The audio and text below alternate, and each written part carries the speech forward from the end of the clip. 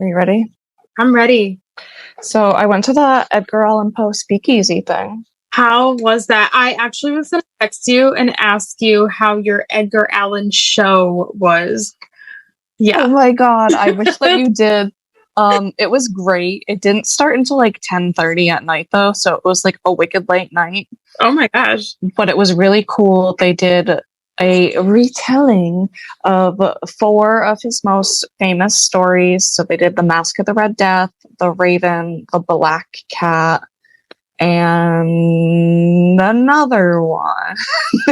Another one. Another one. They didn't do, because what was it? Cast of, I don't know. Cask of Amontillado. Yes. I'm kind of shocked they didn't do that. So was I. Oh my god, it's bothering me that I can't think of the 4th one now. But they served like a specialty cocktail with each one. Oh my so God. Yeah, that was really cool. I'm trying to think, like, based on the drinks, what the fucking Telltale Heart. Oh, okay. We love. So how late did that go? That had to have been like a couple hours, right? Yeah, it didn't get over until after midnight. Oh my god. That sounds wicked fun. Definitely want to do that. Put it on my list of things to do. Yeah, if it comes to the Albany area, I definitely would recommend it. It was a lot of fun. It was there last year. Was it last year or the year before? I think both years, actually. And I didn't go last year because I was on crutches. So didn't think that'd be so valid. fun. But everybody was like so dressed up. It was like a whole thing. It was so much fun. Oh my god. I think we should, like, as a society, bring back dressing up for things. Same. I love to dress for an occasion. Yes. And by an occasion, I mean I'm gonna make the fucking occasion if it's not presenting itself. Like, don't get me wrong. I love a good pair of jeans. I love a good pair of sweatpants. But like going out, like I want to go themed. Like I want to dress up. Like I want to go to a Renaissance fair. I want to go to. My client was telling me there's this like whimsical fair. It's like Renaissance-y, but it's all like woodland creatures, and it's like in the middle of the woods somewhere. And people dress up as like fairies and like cryptids and like stuff like that. And I'm like that I want to do. I know you don't fuck with fairies, but I want to be a fairy.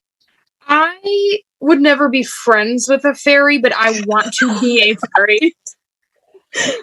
That's valid. It's kind of like how if I was another person, I wouldn't be friends with myself. Why? I'd be friends with you if I was a rock. I would love to have a rock friends. Right? We could be 2 cute little geodes together. I'd be a geode and you'd be a yapode. Yeah. An anjode. An anjode. Yeah. It was like a disease, I'm not gonna lie. Hey, sorry, can't come to work today. I've got anjode. Sorry, I came down with a bad case of anjode. Yeah, sorry, not gonna make it. I also wanted to ask you, have you watched the show Yellow Jackets? No, I haven't.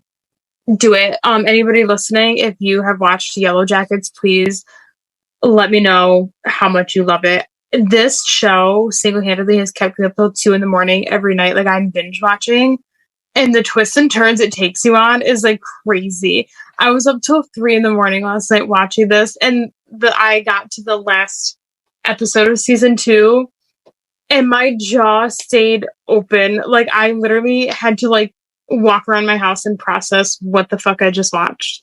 What is it on? It's on, I think, Netflix, but season 2 isn't out, like, unless you like update your subscription. So I'm watching it on this janky ass site. Don't do that. The site is super sketchy. I'm pretty sure they've like hacked my. It's okay, because I'm gonna bleep out the platforms that you said that's on, because neither one of them are sponsoring us. Oh, period. It's on, and then just put a flat line. It's on.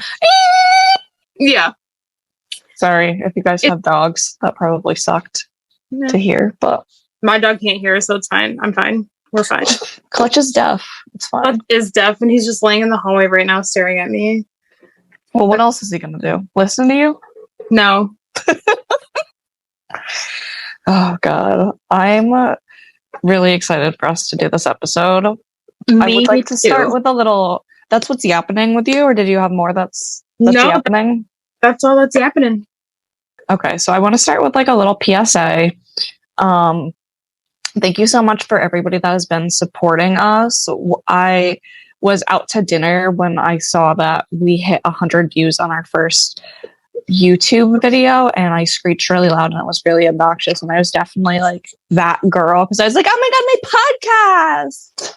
That's a big deal. That's a huge deal. It is. I interrupted the entire conversation, and I was derailed from trivia for the rest of the night. But I was really, really happy. So thank you for everybody that's been following along. I've been hearing from like all sorts of different sources, like people I haven't even talked to in a while that they're listening and they love it. And I'm just really, really appreciative for that. So on that same note, I'd like to apologize for the hiatus we took that we did not disclose beforehand. We didn't know that we were going to do that, but there's a lot that goes into making a podcast, and we just weren't fully prepared for that, I guess. So, and we both work, we both have full-time activities and stuff. So just life, but that's normal. We'll hopefully have a like pretty solid routine, I think we've come up with. So we'll see here. Yeah, I hope that going forward it's a bit more solid, and you can expect to hear us on our regularly scheduled days. So thank you for everybody that's been along for the ride so far, and we are sorry. I don't know if anybody listens to And That's Why We Drink, but that was low-key a reference to them. So I love them, and I definitely want to go to a show. So hopefully they listen to our podcast and want to invite us to their show one time. That'd be really cool. Yeah, and same with Beach 2 Sandy, specifically Zandy. Sandy, listen to us. You respond to my memes on Instagram, so listen to my podcast. Just building pod friendships. Yeah, and parasocial relationships. Love it. Networking. We do. Networking, yes. Yes, I love it. But I have our Bible here, the Yap Gab journal, notebook, research hosts extraordinaire. I don't know what I'm saying, but all the words. All the words. Are you ready for me to crack this baby open? Let's crack it open.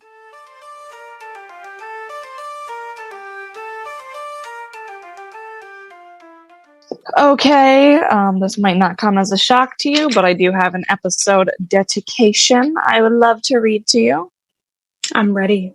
Let's go. Okay, so this episode, like all of our episodes, is dedicated to a missing persons case. This specifically goes out to Wesley Dale Morgan. He was a 2-year-old boy. Specifically, he was 26 months old, so he was just over 2 when he went missing from the front porch of his home in 2001. May 15th, 2001. So, once again, just a literal baby. That's terrifying. It is terrifying. It's a bit of a nuanced case.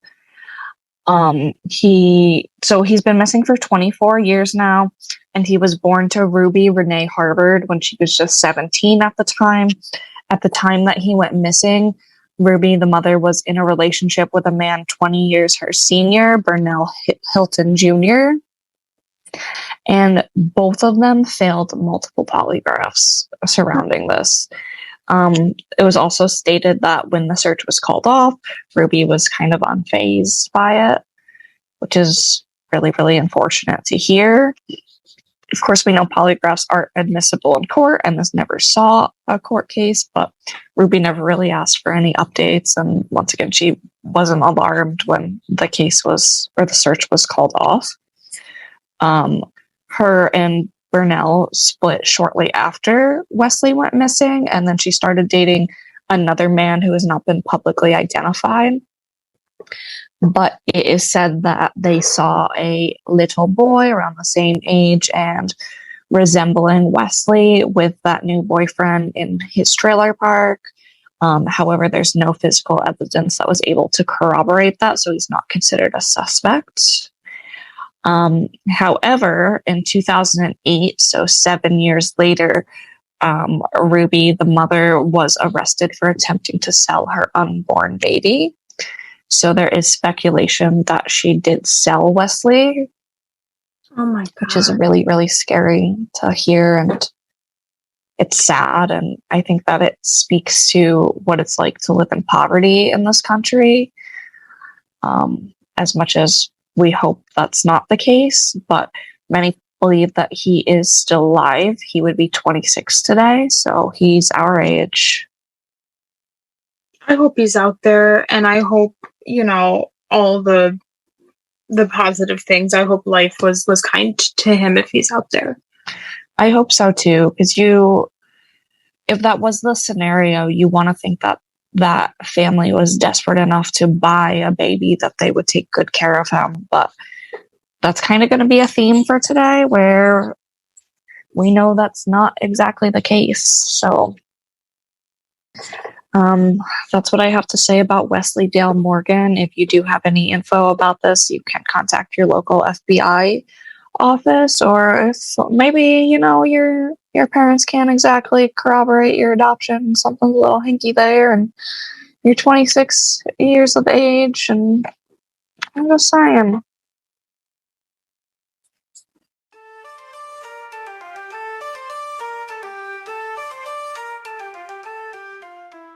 So are you ready to dive into our case? Let's dive in. Okay, so our theme here is history, mystery, and other sophisticated gossip. This is historical. It is a mystery, and we're definitely going to gossip about it. It is a little bit more common than some of the other stories we have told thus far, all two of them. I like it. We have a range. We do, but a lot of people don't know. I feel like there was a wave of podcasts and true crime things that kind of circulated like 2016 through 2018, and a lot of those platforms were doing the same stories over and over, and this was one of those stories. Mm-hmm. But there's a really, really significant update that I don't see a lot of clout around. Okay. So I want to talk about that because I don't feel a lot of people know. I don't want to call it the ending because it's still an ongoing investigation in some aspects, but a lot of people don't know the current state of this. So I'm going to tell you about the boy in the box. Oh, okay. I know this one. But do you know everything? No, I don't know everything. I've definitely listened to, I think, like one or two other podcasts, and I would shout them out. I don't remember which ones I listened to. Isn't that sad? This gained most of its notoriety from the BuzzFeed Unsolved series. Okay. That's what brought it to the light of a lot of places, or a lot of platforms, I should say. But that was filmed several years before the most recent updates that we have on this case. So it kind of leaves it in a different spot than what we're going to talk about today. Although BuzzFeed Unsolved is not the most lengthy of shows, it is good information. It does dive into the theories. So do several other podcasts. I'm not going to dive into all the theories today because that's not what I have for you. And I want to talk about who this boy was. So, absolutely. Without further ado, let's get started. Okay, so give you some background. It's February 25th, 1957 in Fox Chase, Pennsylvania. So we have 18-year-old John, who is a Polish immigrant. He immigrated from communist Poland. So he is mistrusting of the police already. That's just kind of his background on who he is. He sets several rabbit traps on Susquehanna Road. I'm sorry in advance if I'm mispronouncing that. Yeah, it's definitely a doozy of a name. So he stops to check those rabbit traps, and he finds a box for JCPenney furniture that once held a bassinet, ironically marked fragile and handled with care. And he sees what he thinks is a doll inside of the box. Oh. So he just kind of gives like a glance, checks his rabbit traps, kind of goes about his day. He doesn't want to go to the police because he does not trust the police. You know, it's the 50s. There's a lot going on socially, politically. He just kind of proceeds with checking the traps. So this particular spot on the road is across from a wayward home for girls, Home of the Good Shepherd, which back in the day, if you argued with your parents, you backtalked, maybe you had a baby out of wedlock, a lot of people would just send their daughters away to kind of get them the help from Christ, or sorry, I didn't mean to say like Christ so sarcastically or like make fun of religion like that, but instead of working through the problems at home or finding the root of the reason that their daughters were quote unquote acting up, they would send them away to these home for wayward girls. Wayward. Yeah. Yikes. It's not funny, but a little ironic that now the Home of the Good Shepherd is an elderly community. It's like an assisted living community in like upstate New York region. So maybe it's some of the same participants are still in that. That is funny. We'll have to do some digging and see if that's like, if there's any correlation, if they're like related at all, or if it's just they're like, hey, sounds like a good name, sounds promising. Yeah, it might just be a good name. I wonder. So, actually, that's a good point, because this wayward home was run of the nuns from the nunnery of Home of the Good Shepherd. So I wonder if that was established by the same nunnery or an adjacent branch. Interesting. We'll have to look that. We definitely would.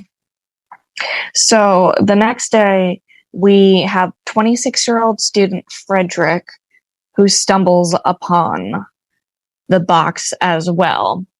He also does not immediately report it to the police. He says that he was there checking for the rabbit traps. I couldn't find any information directly on this, but I wonder if they were using those rabbits for a source of food at the time.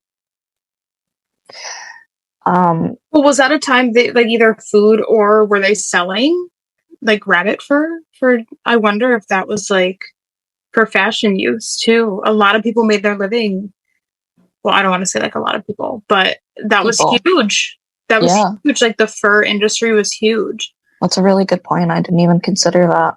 Also, you guys, if you ever stumble across a box and you think, oh, that's a doll, maybe just look and make sure it's a doll. Yeah, because not to skip ahead, but you could really only see his head as he was wrapped in a plaid blanket. So you could see like the top of his head and just the hair. And if you're sure, call the police. It literally would be so much better if people just called the police, say, hey, there's something sketchy, don't know what it is. That way, if it is a doll, you have law enforcement checking that out too.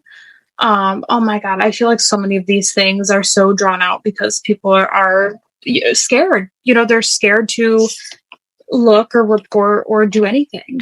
But well, Frederick was more scared for himself, honestly, because he says that he was there checking for rabbits, but we have reason to believe that he commonly stopped there to peep at the girls home. Oh my God. So he was more afraid for himself, and that's why he didn't approach police. Oh my God. Disgusting. It's really disgusting. So he goes back to his college. He talks to several people, including several priests and his brother, and they're like, dude, you got to tell the police. Like, this is the body of a young boy that they found in this box, wrapped in a plaid blanket that was cut irregularly into two separate pieces. And beneath the blanket, the body was naked. Oh my God, he was just a baby. He was just a baby. They're unsure at the time how long he had been dead for because it is February in Pennsylvania. It's cold, and the cold was preserving the body. Oh. Yeah, and I just can't get over the irony of the box being marked fragile and handled with care. Oh my God. Oh, that's so sad. It's really, really sad. So neither of them immediately reported it to the authorities. But on the 25th, Frederick does call the police. And Officer Elmer Palmer. I don't know why that was such a tongue twister for me. That is a tongue twister. It's too many Mers. Elmers. His parents really did not set him up for success. Okay. No, it's like when people's last name is like Johnson and their first name is John. It's so wild to me. They did the same thing here, essentially. Oh my God. Elmer Palmer. But Officer Palmer, I feel like Palmer's harder for me to say than Elmer. I feel like Palmer you try to pronounce every letter of, and it just gets kind of jumbled. Palmer. Yeah. Yeah. I promise I'll never do that again because I watched myself do it and it was horrific. It was definitely something. We might have to add that into somewhere. Yeah, that might be a reel or a clip somewhere. Sorry, guys. I know I'm embarrassing. I call it enhancing. So, of course, it's the body of a boy. They pull this boy out. He is covered in bruises, lacerations, and scars. What is interesting about the scars is that none of them came from vaccinations because at the time, so they didn't use a syringe to administer certain vaccinations, including smallpox. It was almost like it was similar to a piercing gun.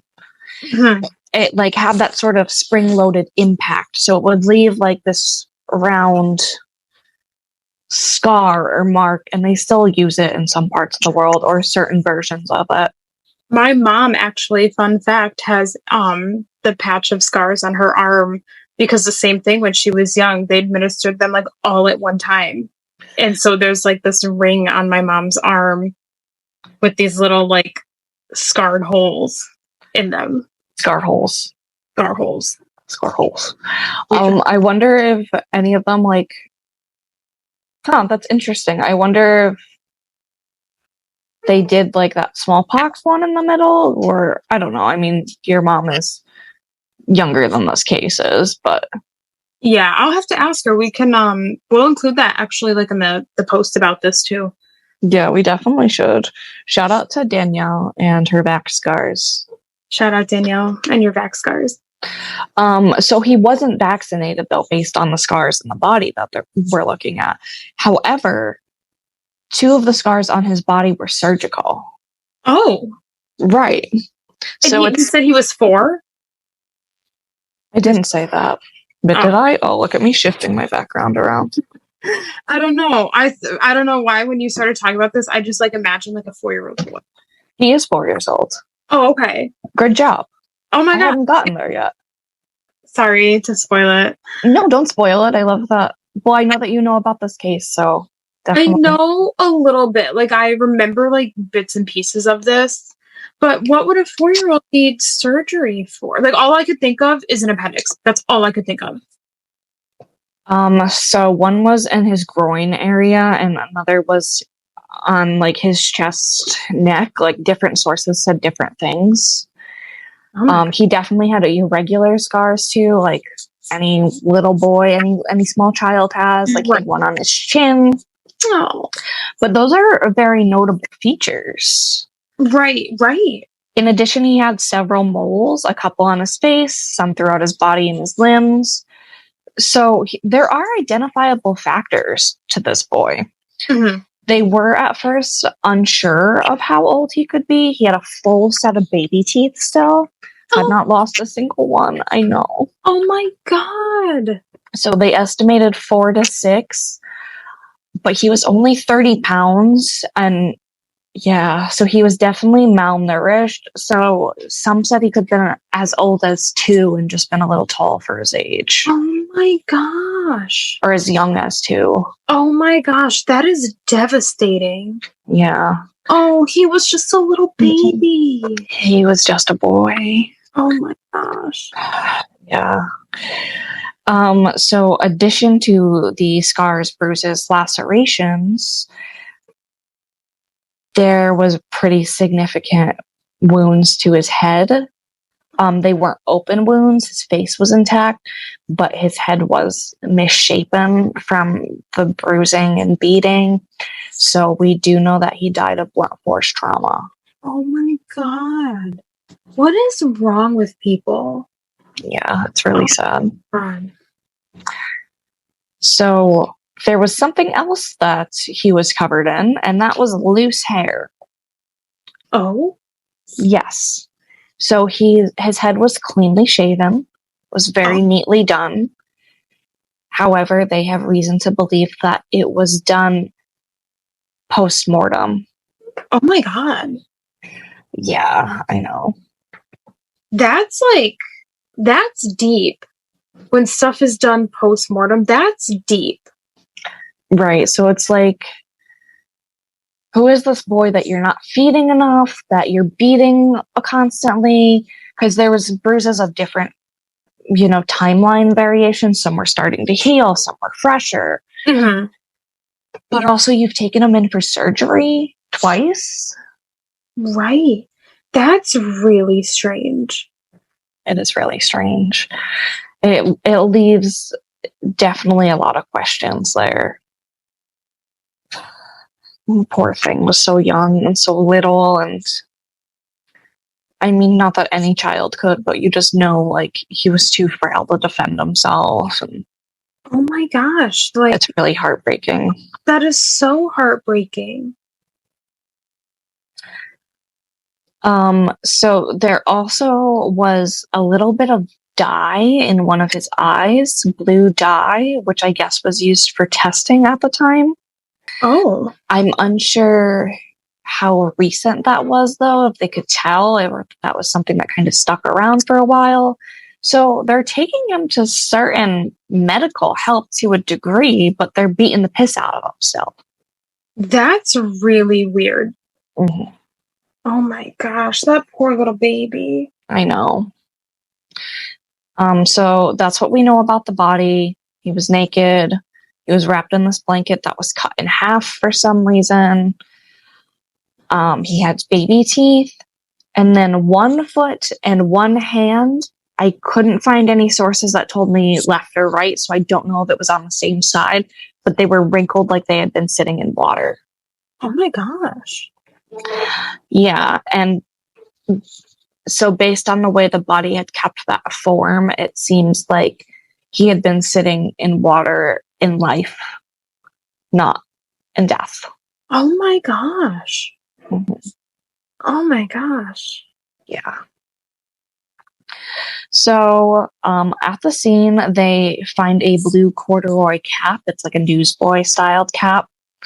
It's size 7 1/8, which is very specific.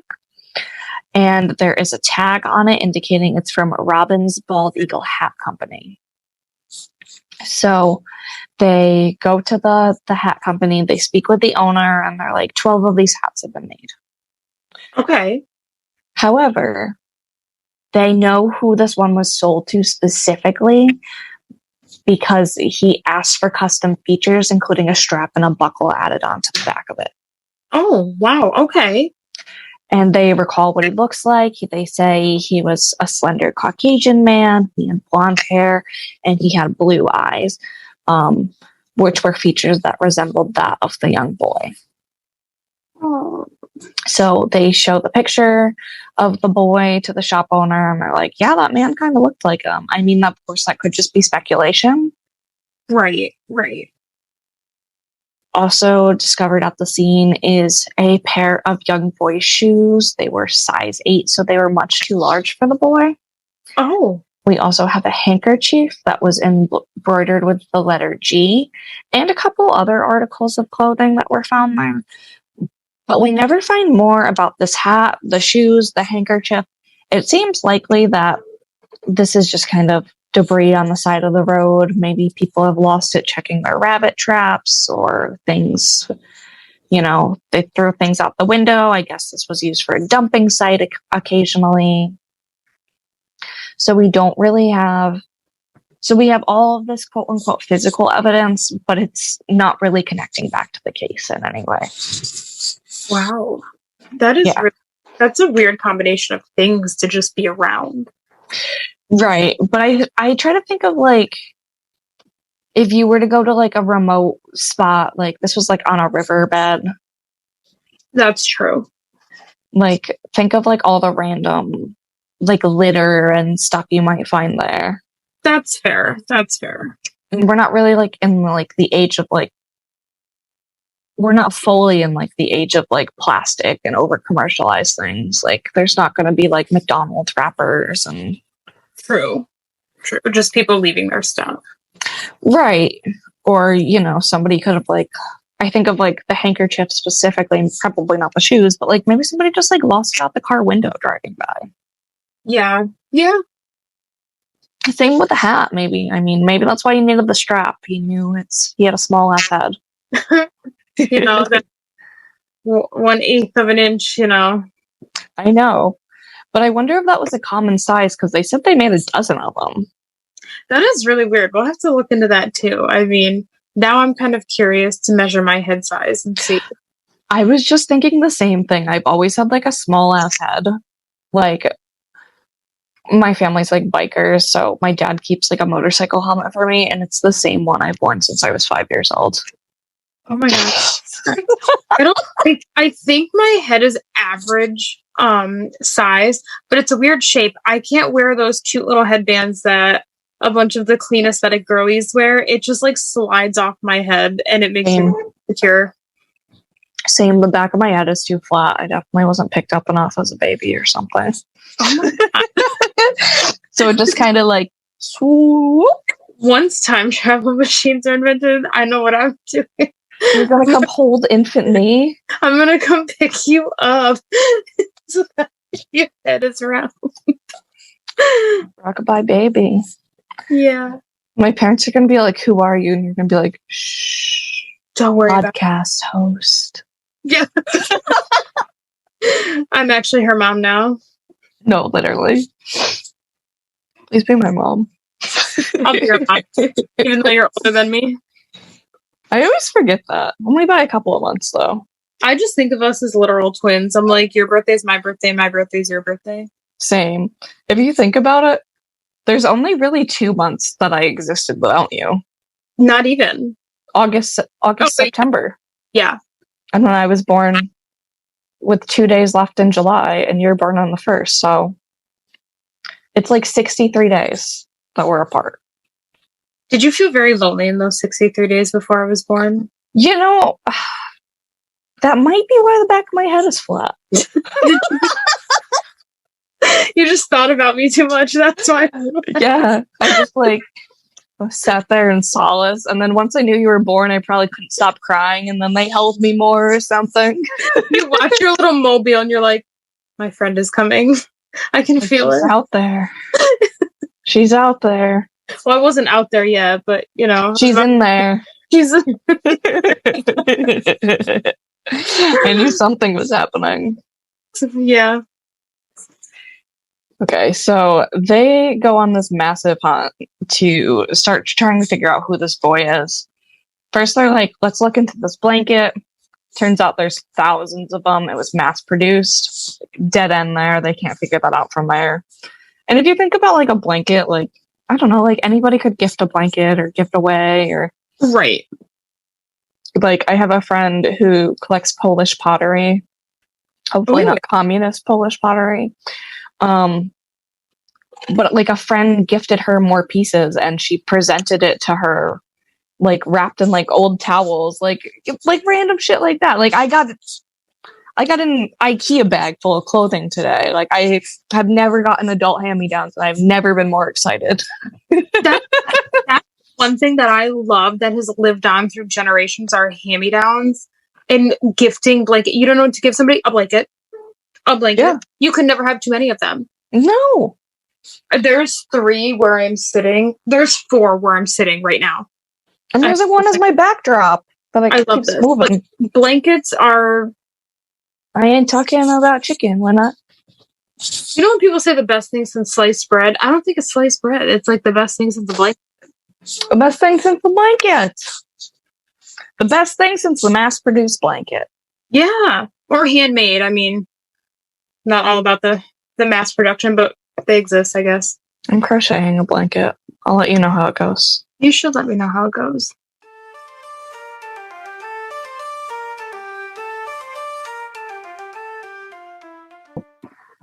Next in our investigation, we're looking into this box, seeing what's going on there. They were able to determine from the box that it was sold from the JCPenney on South 69th Street in Upper Darby, Pennsylvania. Why'd they have to bring JCPenney's into this? I know, that was probably a perfectly good bassinet. Probably. I mean, they had quality stuff. They did. But the issue with that, so they are able to determine at the JCPenney that only 12 were sold. Okay. Again, with the 12. Well, I was going to say, that's like the hats. That's weird. Yeah. But, so checks were fairly new at the time, and they weren't considered reliable. Okay. So JCPenney had a cash-only policy. Okay. Yeah, some people ended up coming forward saying they still have the bassinet or they have the bassinet box. It's not me, blah, blah, blah, blah, but we're still not able to determine who exactly this box went to. So it ends up being another dead end. Yeah. Very sad. So they start looking into the body more, doing everything that they can. They're able to determine that he ate 2 to 3 hours before his death. He had baked beans. And there was a brownish substance in his esophagus, which they believe to be vomit. Oh. Yeah. Oh, so they take all these photos of his head and his face post-mortem, which is really sad because that's the photo that circulates the most, is him dead. I hate that. Give the baby some dignity, like really. Oh.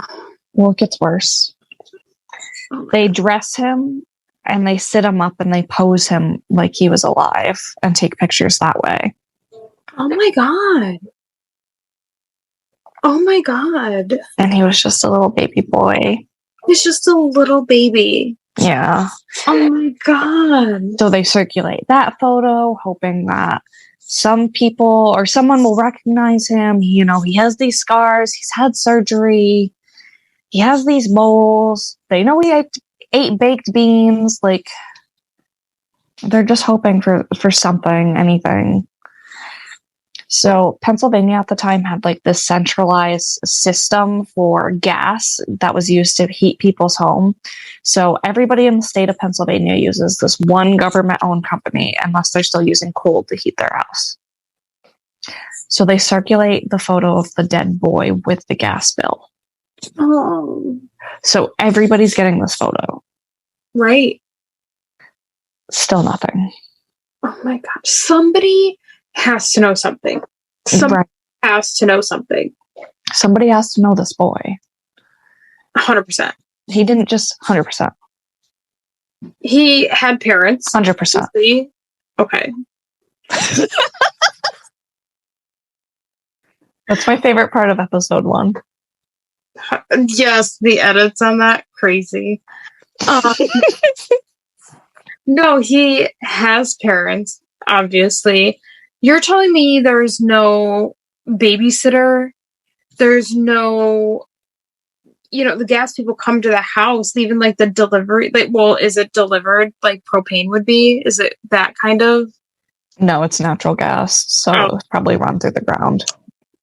But so, like, somebody has to know this little baby boy. Right. A neighbor, a friend of the family. Somebody. An aunt, an uncle. Grandparent. Somebody. Like, yeah. There's just so much. Oh my gosh. Yeah, it's really, really sad. I feel like everybody's going to take a shot every time I say it's really, really sad because they just keep saying that. 100%. 100%. I love us. But it's wild to think that they like posed him, which was something that was common in the 1800s. So going back a decade earlier, because they didn't take pictures during life, they would take pictures in death. But like the police department allowed this. They did this. I don't know necessarily that I really have an opinion on that. Like, it's very, very sad. Yeah. And you have to be very careful with that. But I think, too, part of it's like, you'd much rather want to see that photo circulate than how he was found. I really don't think I have, like, an opinion on that. Just, it's very sad either way. And the photo that is more common is the one of his beat head. And that's probably the image you've seen before. Oh my gosh. I don't think I've ever seen pictures, actually, of this. And I don't think I want to.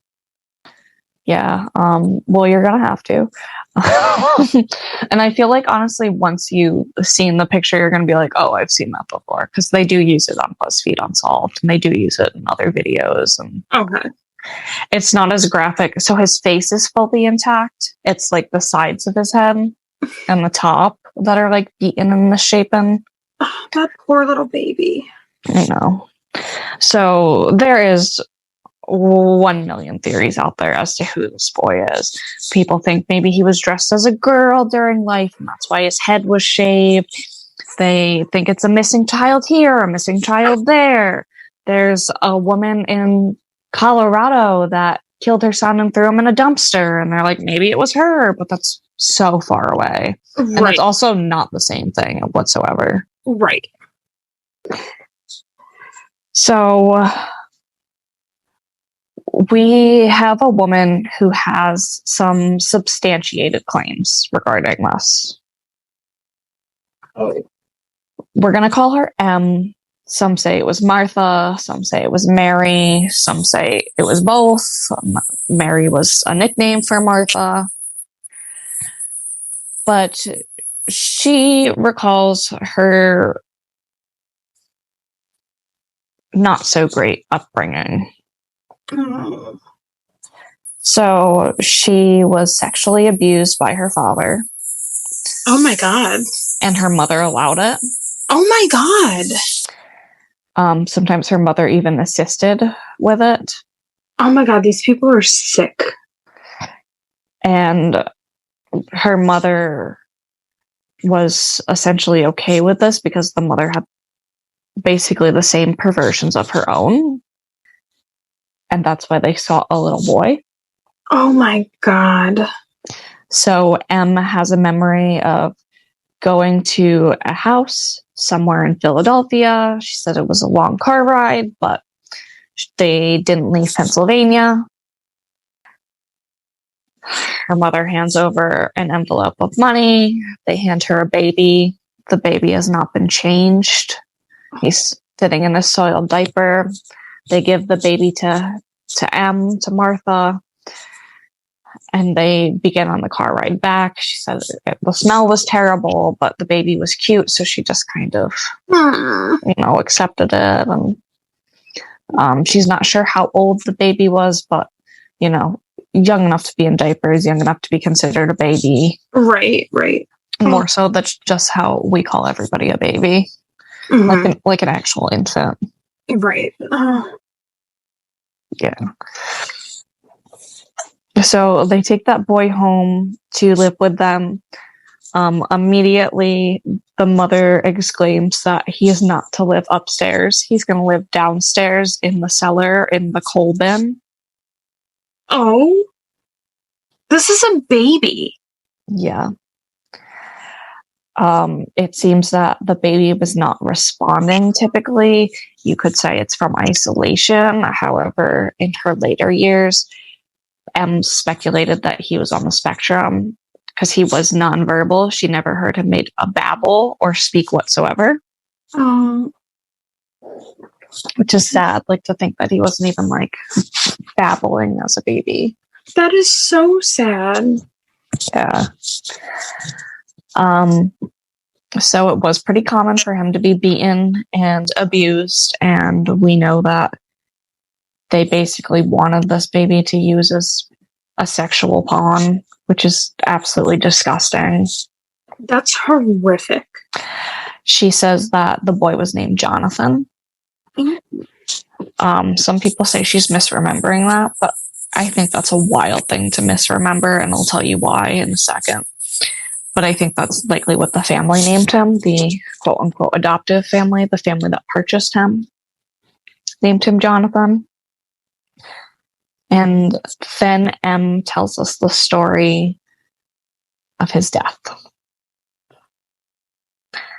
So he was bathed weekly because he did get covered in coal dust and soot from being down in the basement. And honestly, it seems like it was more so for the mother to do what she wants to. I'm not going to get into detail, but is why they kept him clean. Oh my God. Yeah, so she takes the boy upstairs, the mother does, to bathe him. She runs a hot bath. The water is scalding and recalls seeing like the steam rising from the water. It's like that hot. So the mother places the boy in the bath and he screams. Oh my God. And she's instantly upset. One, she doesn't want this boy freaking out. It seems like they're trying to keep him kind of under wraps. And I wonder if there's an element about like using the hot water because amenities are not what they weren't what they are today. Right. So he gets very upset. They're fighting, they're arguing. So she starts beating and yelling at him, the mother does. At some point in this, he throws up into the bathwater, which can account for what was found in his esophagus, because it looked like he ate 2 to 3 hours before his death, and then, it wasn't fully digested, and they found that brown substance in his esophagus. He did vomit. Oh my God. So it's an interesting dot that Em has there to connect that story. And that's not something you would make up either. No. Like a very specific detail. Correct. So it further makes the mother upset, and she keeps wailing on him until he stops screaming. Em recalls being very distraught regarding this, but was sent to her room. She said she tried to stay up as much as possible, but from exhaustion or anxiety or just the trauma of us all, she does end up passing out and going to bed. Yeah, it's your body's natural, like you shut down. Yeah. Oh my God. So Em wakes up the next morning and the boy is still in the bathtub, but the water has all been drained out now. So do you think that's where like the hand and foot being wrinkled? Yeah, because I feel like, when you drain a bathtub, it's not like completely empty. Right, and especially if you're positioned a certain way too, like if you're on your side or if he was on his side, there's water trapped there.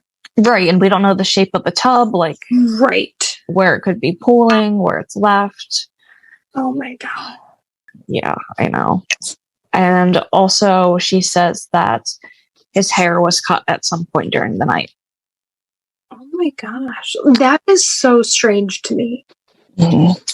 I mean, I wonder why they did that.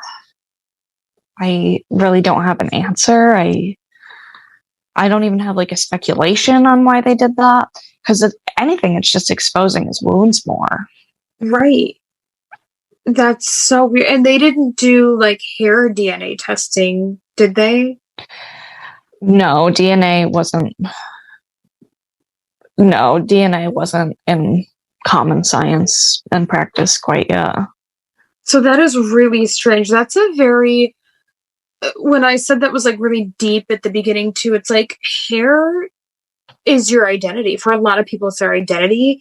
And this little boy who didn't get to grow up and really have his own identity, to have something that was taken from him, his hair, that's where for me it feels so deep, and not just, oh, his head was shaved, like that means something. Well, his fingernails were also cut, so part of me wonders if they wanted to make it look like he was well groomed and well cared for, and this was an accident of some sort. But then he has the head wounds. He does have the head wounds. That's so strange to me. Yeah. Oh. I mean, that's a really interesting notion, what you just said about like stripping him of his identity, because I was wondering if it was like a guilt element, like they felt bad and where they were trying to care for him after the fact. I personally do not think these people know how to care for anything. No, if the story M is telling us is true, then no, absolutely not. Oh my gosh. So she says they then drove to Susquehanna Road, and they were there to dump the boy, essentially. I hate even using that. I hate that I just said dump, because he was a child. Like he's not trash. He was a living human being. Baby. Yeah. Yeah. There is a bystander that stops and says that they see a woman and an adolescent boy looking into their trunk. He's unsure if they were changing a flat tire or if they were there like to use that space as a dumping ground. He says neither one of them looked up or made eye contact, and it's likely that M was this adolescent's boy, because she was known to have broad shoulders and short hair during this time.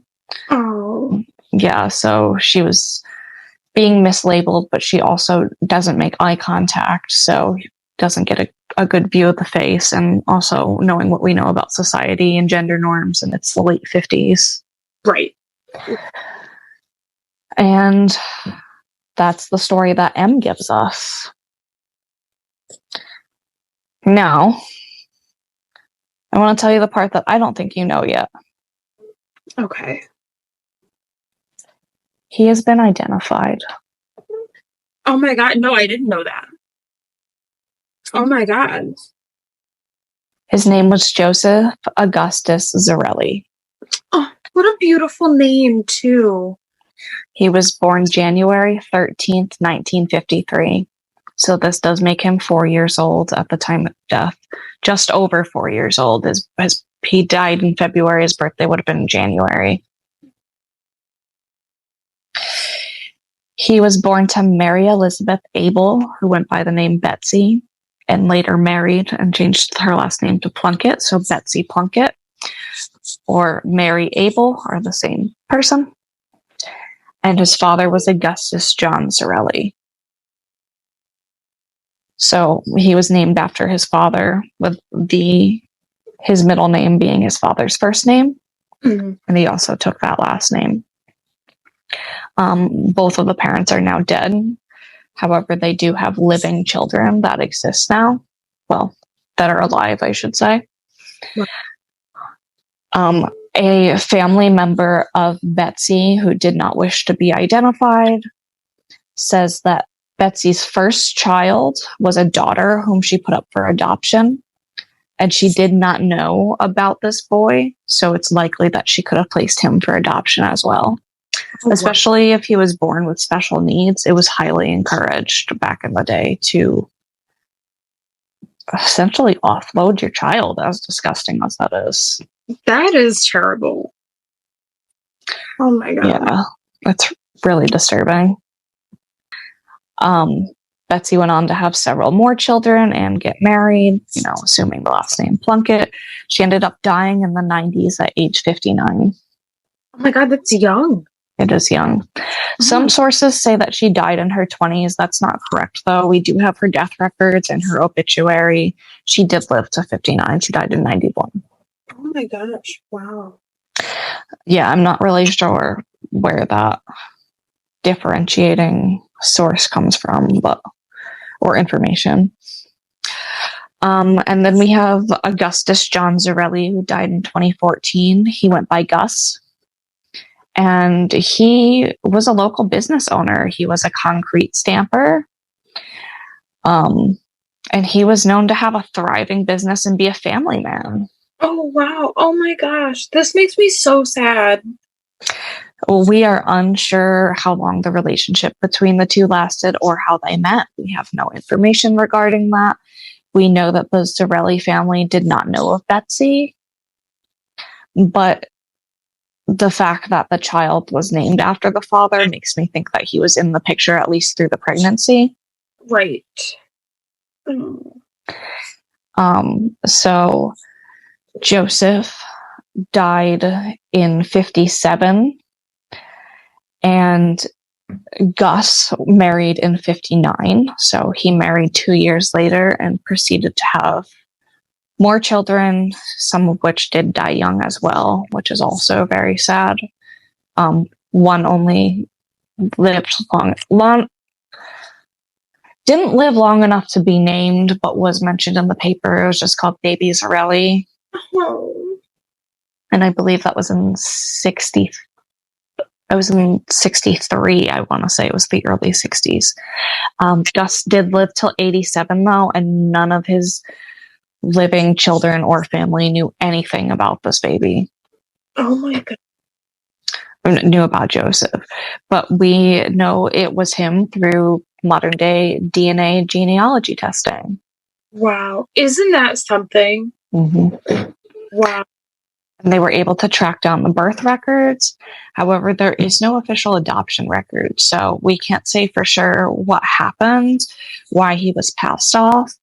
We do not know the perpetrator of this crime to this day. I think M's story is definitely very, very compelling, and we do have factual evidence that backs it up, such as the pruned limbs, the vomit in the esophagus, the hair being cut after death. It's checking a lot of boxes. Right. And those aren't things that, would be released in the paper. Those are things that you would just have to know if Exactly. Yeah. Oh my gosh. So there's essentially two victims. That poor woman, that girl, was a victim of multiple heinous things, and then that poor baby boy. Yeah. She was a tangential victim to his death. Oh my gosh. Like, imagine the trauma. I can't even fathom that kind of trauma. No, it's really disgusting. Oh my gosh. I hope that telling her story was at least cathartic for her, because that's a lot to keep in. And she told the story, like, she repeated it on her deathbed, like she was not wavering. So yeah. And the name being Joseph, the name assigned at birth, and her saying the boy's name was Jonathan, that's where people say that she misremembered. I don't think she's misremembering it. I think that's what the purchasing family renamed the baby, because that's a significant thing to misremember. And yeah, and also like all of the things that she went through and then did remember. I mean, if that was just like a slip of like, I feel like that's so normal. Yeah. That is, it's a valid and normal mistake, because her story is still, consistent with everything else. Oh, absolutely. And I feel like this trauma, like for her to remember these details, like, I believe that her family called him Jonathan. I don't think like... Right. Right. She just forgot and made something up, even in her old age. Like, even people suffering from dementia typically remember their parents' names and their siblings. Absolutely. Absolutely. My great-grandfather, like, he didn't know where he was, but he could tell you that he was in the Navy and what his social security number was. Absolutely. My great-grandmother was the same way. She didn't know who we were, but she would always talk about like shows that she watched as a kid, the street that she lived on. Yeah, it's Yeah. wild. And we also don't have anything saying that Em had dementia, but we do know memory loss is common in later years, of course. Yeah. This boy went unidentified for 65 whole years, almost 66. That is so heartbreaking. The city of Pennsylvania decided to bury him under a tomb that was labeled America's Unknown Child, and it had a baby lamb engraved onto it, which I think is so significant of vulnerability and youth. And innocence. I mean, yeah. Oh my gosh. The police first discovered the name in 2021. However, they hung on to this information for a full year and did not release the name until December 2022 because they were trying to collect as much evidence about this as possible. Understandably so. It is still considered an open investigation as far as who the perpetrator is, though. Oh my gosh. So, as compelling as M's story is, it's still not shut. There's still things they're looking to piece together. You know, there's probably still details we don't even know about this. But they did place a headstone beside the America's Unknown Child, which has a photo of his face engraved into it, a photo of him in life, and his name, Joseph Augustus Sorelli, his birthday being January 13th, 1953. And I think just putting that picture of him in life it's really immeasurable what a gesture it is, because they didn't have to do that, but they did. Incredibly kind. Incredibly kind. Like, that is something that makes me feel like there is good in the world. Yeah, it's so empathetic. And to do it 65 years later, like, there's no longer officers that originally started this case. However, we do have one, Bill Kelly, who worked on this, and his daughter and granddaughter are now very vocal about this. Like, it has been kind of passed on to them in a way, although they're not officially a part of law enforcement.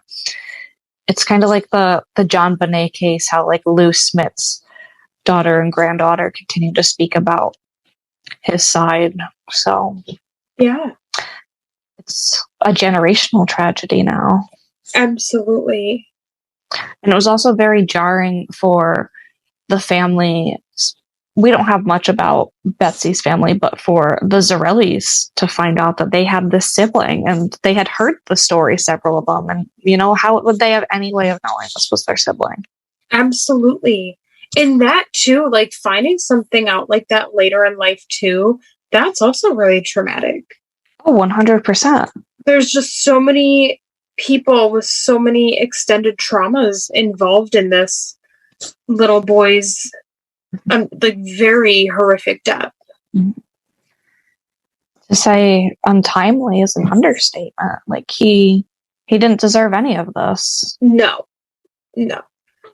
I don't understand how people can have a child and just treat it so horribly, treat anything, children, pets, other adults. I will never understand how you can treat anything so horrifically, especially something that doesn't know how to defend itself.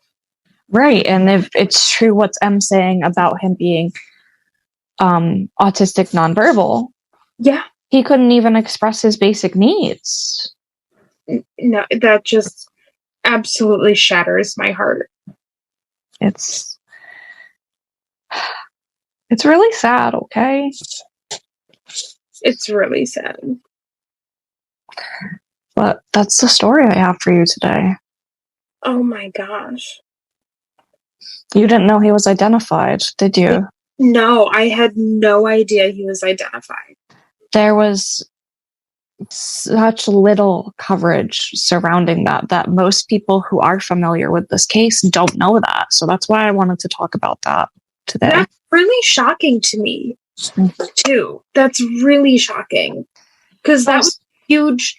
Like you said at the beginning, a lot of different podcasts, BuzzFeed, so many people covered this case. I'm really shocked I didn't know anything. I didn't hear anything about this update. And like I was saying earlier, a lot of this coverage happened like 2016 through like 2018, 2019. It was a couple years before he was even discovered or is identified, I should say. That's wild. It really makes to I'm sure for people in law enforcement and forensics and having the technology that we have now, it is incredible. It's incredible. And I wish that at the time, these babies, these victims, that we hear about, because unfortunately he's not the only one this has happened to. No. I hope they get closure and they're peacefully resting and enjoying the afterlife and everything that comes with it, because they deserve that. Oh, I agree 100%. And we don't know the decision that Betsy and Gus made around not keeping this baby. Again, I think that if he was special needs or neurodivergent, I should say, that there probably was some societal pressure around that. We don't know their financial situation. We know they were unmarried, which was taboo at the time. But it's highly unlikely they know how his story ended. Like, if they gave this baby up as an infant, they didn't know what he looked like at 4 years old, even if they had saw the pictures. Right. Oh my gosh. There's devastation all around. Mm-hmm. Oh.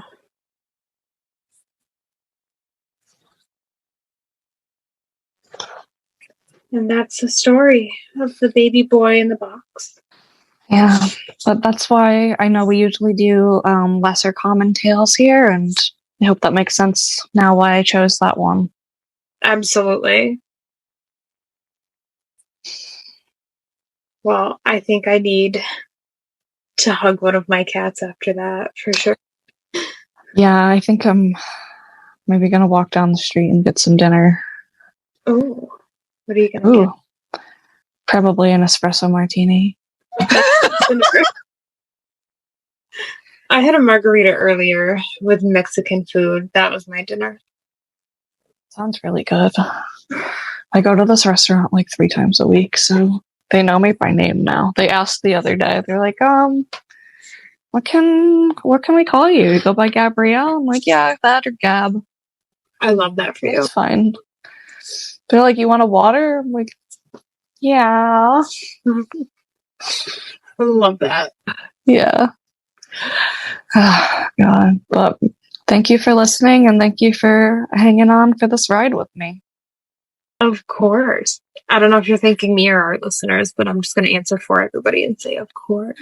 Both of you. You had to endure this. I did, but it's always a pleasure. I mean, it's devastating to hear, but... A pleasure to speak with you, my friend.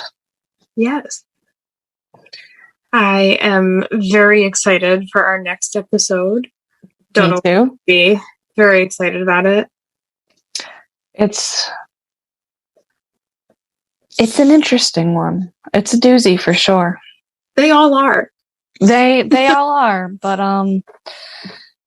you hug your cat. I'm gonna get some food. Again, this episode is dedicated to Wesley Dale Morgan. You can contact your local police or your local FBI office if you know anything about that case or can give any insight into it. Please come forward.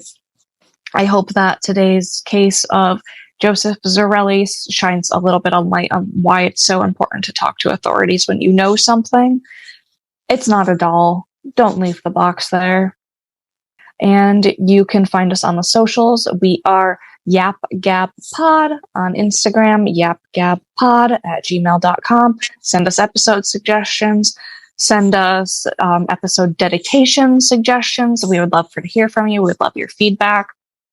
Again, I apologize for the hiatus. We apologize for that, but we have some kinks to work out. And if you have any recommendations on how we can maybe work some of those kinks out, please don't come for us and be like, your quality sucks. We're working on it.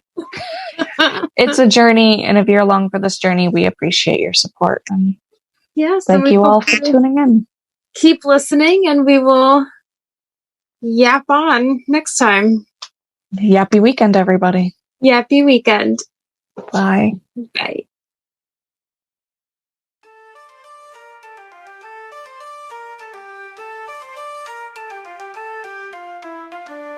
Tilted leaning like a sheaf glaze. Still close and tight, but I'm unafraid.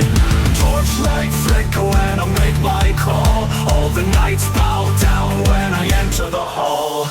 Rise in the castle, throw your hands in the air.